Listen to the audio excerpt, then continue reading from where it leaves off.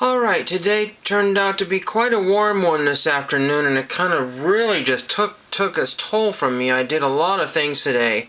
I had gone to a local swap meet, which is, I don't know, it's 40 minutes, maybe less. It's less than 40 minutes, but it feels like it. I'm going to turn this fan on here. It's very warm in here.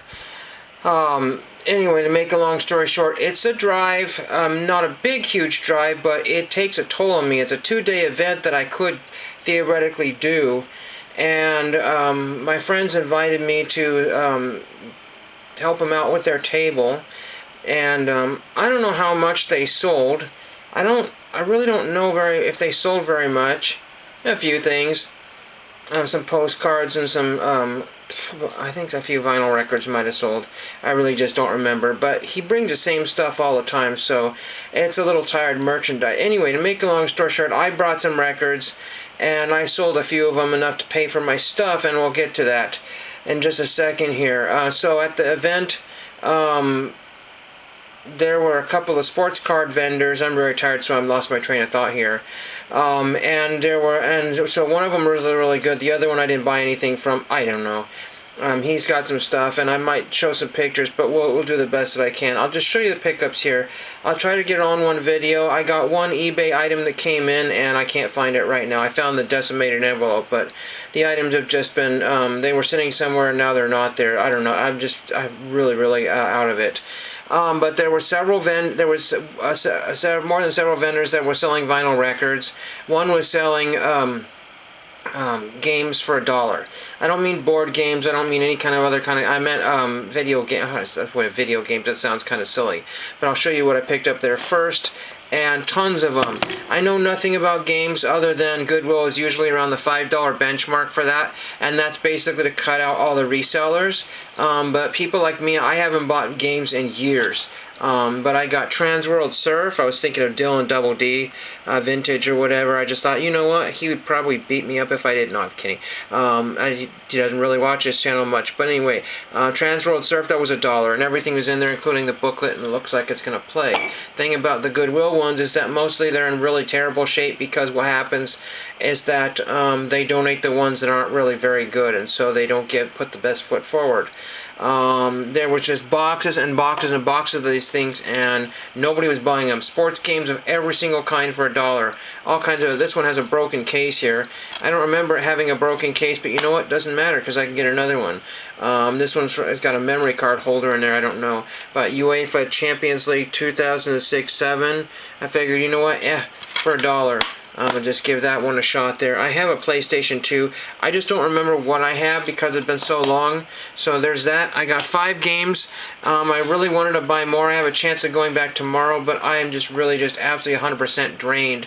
I need to get some gas for my car somewhere, so I don't know. I'm just really very much out of it. Sega Genesis, Joe Montana, doesn't have a booklet or anything like that, but again, to even find these things for $1 anywhere was absolutely shocking. They're all over eBay for, $5 to $15 in varying conditions, but to get these, and then there's one with Deion Sanders on it. It's amazing that people even still have this stuff, And then I picked up this EA Sports Madden 94, just for the heck of it. I can't play these on anything, but it's just fun to have those.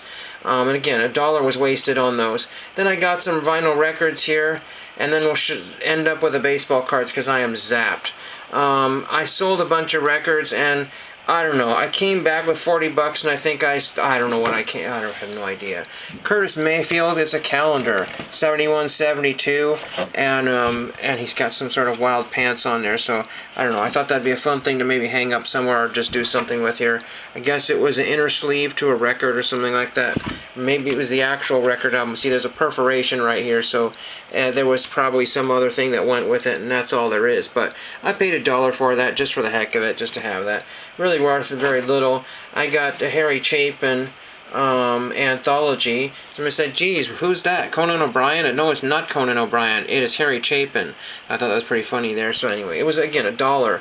And that's what people were interested in. They weren't interested in paying 50 cents. They were only interested in paying $1. They didn't want to pay $5 if they didn't have to. Several people get swarmed right at the beginning of the show, and then all of a sudden crickets. It doesn't matter how good a stuff they have, crickets. And again, a lot of people, their stuff was way cheaper than any Goodwill, even the bin store. You know, when you get DVDs for $1 and they're $2.29 at the bins, when you get, you know, records, they're $1.29, and there's a lot of good, interesting ones and rock ones there. This one here is Livingston Taylor. Years ago, somebody wanted 50 cents for that one, but I picked that one up. I don't know who Livingston Taylor is, but I figured I'd give that one a shot. I've heard that name before. It's on Atco, Capricorn, so it's probably some sort of, I don't know. It's old. It's from like the 70s. And then I got a Ray Charles Atlantic 8006 on here. It says rock and roll right there, but Ray Charles. So there's that one there. You'll see my reflection in the camera there. The back of it. Some of the vinyl is in really pretty good condition. You know, some of this is just really not in super mint condition for the dust jackets, but again, I'm just, you know, I'm beyond on all this. Jason and the Scorchers, and Still Standing. And the funny thing is that this is all stuff that really doesn't fit my, I mean, it fits my collection currently, but it's not stuff that I really need to be picking up. Arlo Guthrie, Washington County. Most people are not Arlo Guthrie fans, but you know what? Whatever. What? Arlo. There's Arlo. And there's some Arlo and some tight-fitting jeans there. Arlo. Naughty, naughty. And then there's Arlo again. Probably Arlo and Son. I don't know.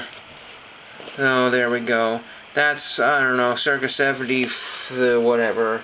1974. I was getting very close, 74. So that kid is probably 53 or something, 55, I don't know. Crazy.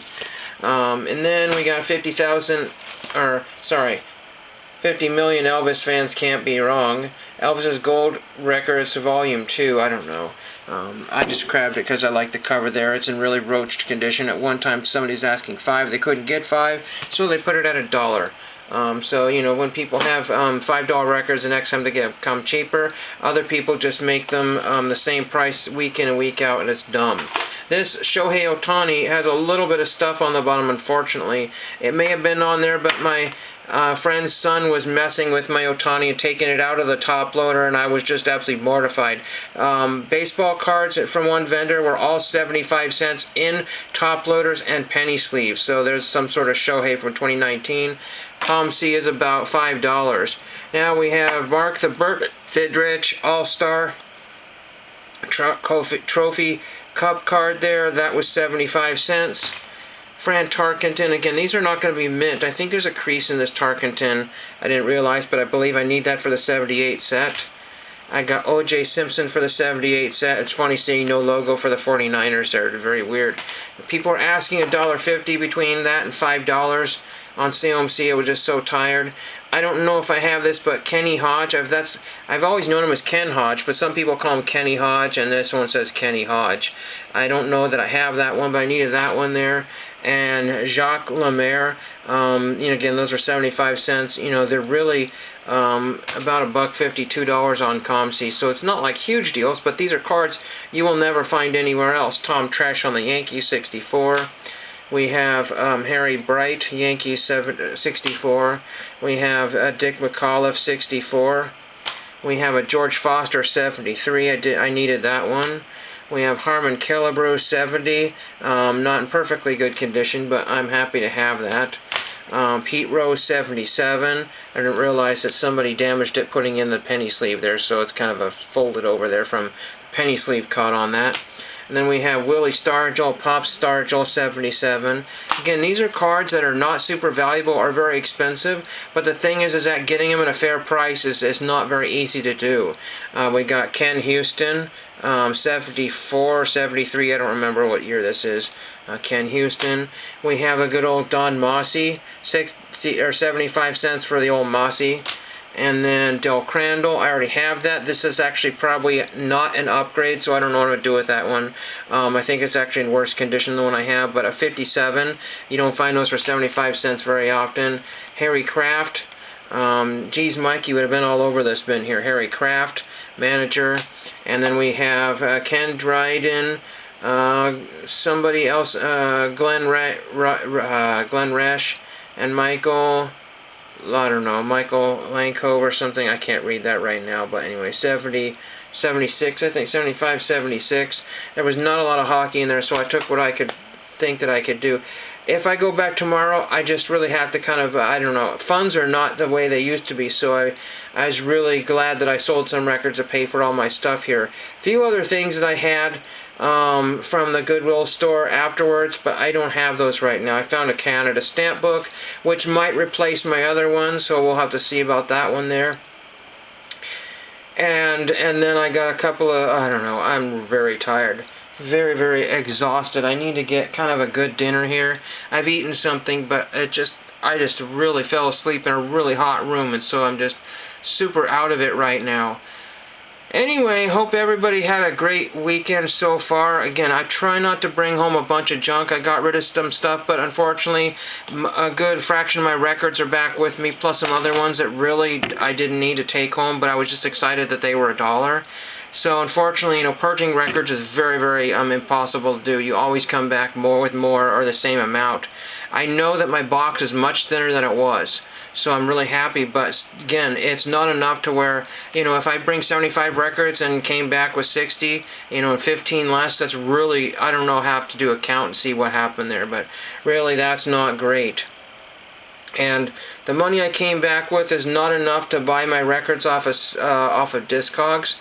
So that's also frustrating. We got the record store day coming up, which I kind of wanted to take a look at one or two things to see if I can find them after record store day, because I'm almost 100% sure the two record shops here will not have them. Or if they do, they will be a little overpriced, or they will just be... I don't know. It's just, I can't handle it.